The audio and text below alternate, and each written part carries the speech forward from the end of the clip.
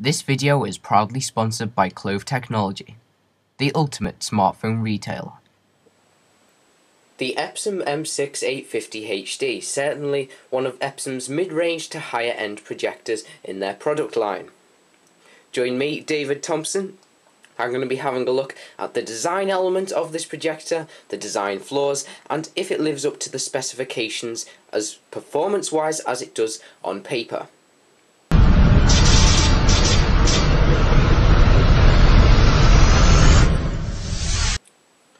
So if we begin, you're probably going to find this projector in a home office, home studio, home games room, living room, home cinema, conference room. It really is a projector which is going to fit into anywhere you put it and live up to the job which you give it to do.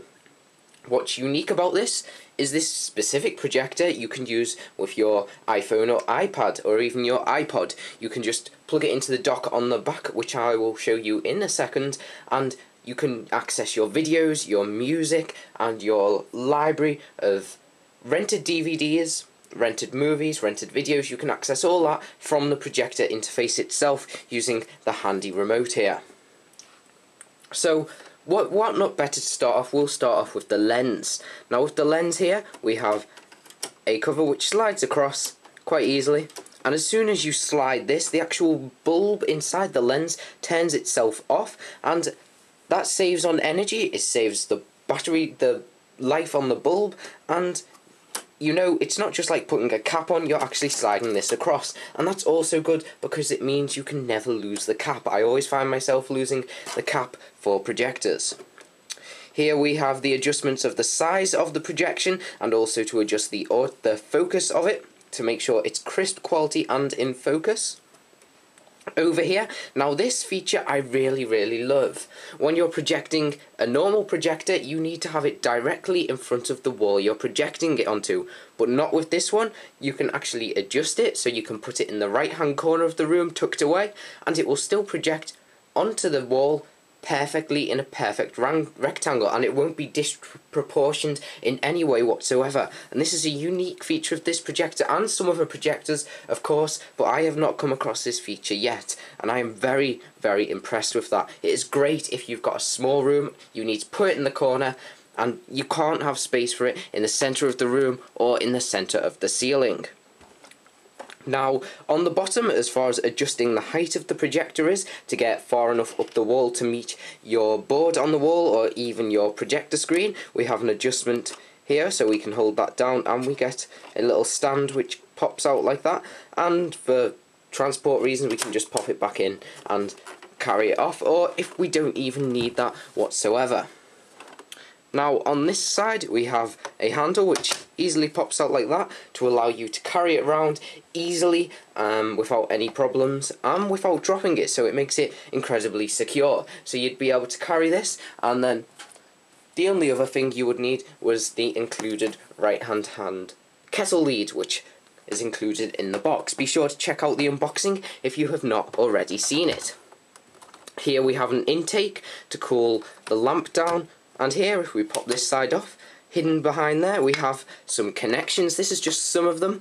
These are nicely on the left hand side of the projector. We have a HDMI, we have video, and we also have composite and a microphone input. So that's all very useful, and the microphone input is incredibly useful because, as I'm going to show you now, along this side we have some speakers, and they really are excellent speakers. They are 10 watts each speaker, so there's two, a right one and a left one, and the sound is absolutely phenomenal for a projector. Normally you get this tinny, minute little sound from them, but from this one, no. You will not have to buy external speakers for your home cinema unless you're very articulate over sound, but these are brilliant speakers to have built in, so you don't have to carry them around, and I am very impressed. Now behind this tab here, we have more connections, nicely hidden away. We have one VGA, a Type A USB and a Type B USB, so they're very useful, and you can even plug right into the Type A. You could plug your iPad and actually charge up your iPad. I found that works quite well. Up on the top here we have two indication lights. We have a dock light and a power light, which they light up when you've got something on the dock or something on the power light. Above that we have a volume down and a volume up. We then have a source button and also a power button. We then have a temperature lamp light and a lamp light, so that gives you the status of the lamp. Now you get a whole range more options on the remote, which I'm going to show you in just a second.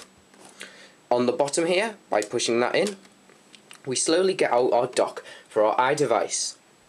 Now you can easily mount your iDevice onto here by just popping it on like so, and once that's plugged in it will charge your iDevice, and also you get an interface to use it, as I will show you in a second. One issue I did have with this dock, which I really do not like about this dock, it did scratch quite a lot of the bottom of my iPad. With the iPad it is a lot larger than the iPhone, and you can't exactly precisely know whereabouts the port on the bottom and where's it going to match with that, and it did scratch quite a bit of the bottom, so it would be better if this was forwards a bit more, possibly, to give just a bit more room, or slightly higher up, just so you can exactly see where the port is meeting up with the connection here. But that is my only flaw with this, and now we can just easily pop that back in.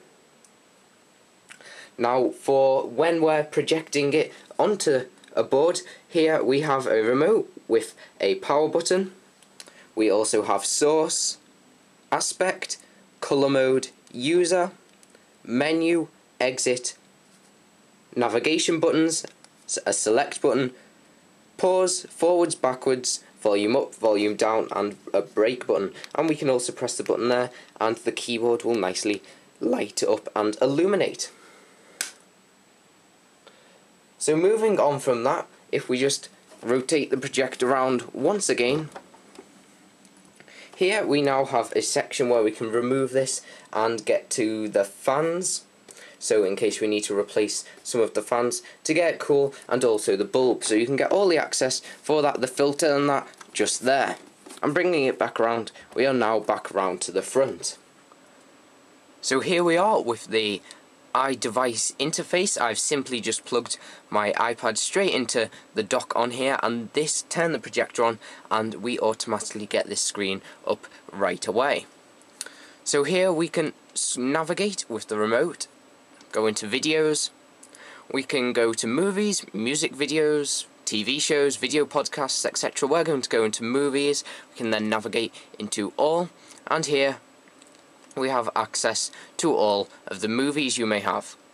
One problem I don't really like this thing about is on the left it doesn't actually show the album art or the movie art, it just shows the custom picture image which must be on the firmware of the projector. So if we just hit the 5 doctors there, it will then play my DVD straight from the iPad, and I can even pause, rewind and forward the clip.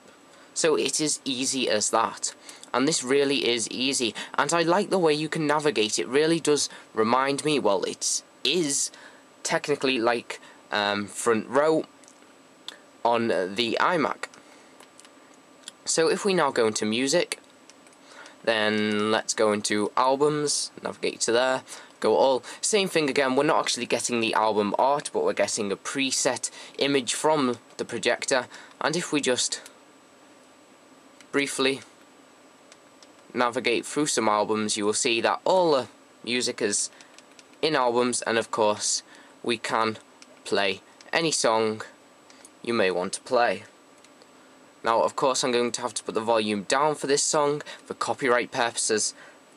However, it is playing, and from them speakers it is phenomenal. So if we now go back to the main menu by pressing the exit button on the keypad here, and let's go into photos. Well, we'll go into settings first. In here we have the options to turn a screensaver on and off, or change it to dialogue or blackout, and we can also select timeout, which the projector will actually go into sleep mode after that. So if we just go into photos and more, we can click continue, and it will drag the photos from the iPad or iMac, and it will display them onto the board or your projector screen into a nice slideshow, which is a nice added in feature. So this has been the full review of the Epson MG 850HD. It's a brilliant projector, great for the conference room, Amazing for a home cinema, a small home cinema. If you're looking for a large home cinema, maybe look for something slightly higher end. It's something you can use in the conference room, bring home and use at home. It's excellent, it's an all-round projector, and I would highly recommend it if you're restricted for space. You've got a small room, you need a nice size projector which is going to give you high quality and something which you can easily play media on. It is media friendly, this projector. You can easily eject out the dock, put an iPhone right in there and play exactly what you want, which is being put onto your iPhone from your iTunes. So you can get this from epsom.co.uk, the Epson website. All links will be in the description. I'd like to thank Epson for being so kind for providing this for review. And as always, be sure to follow Epson on Twitter. Join in the discussion with us on Twitter at WorldofTechUK. Ask us any questions about any of the products we get, specifically these projectors. You can ask any questions whatsoever. And be sure to visit theworldoftech.net. Until next time, I will see you in the next video. Bye for now.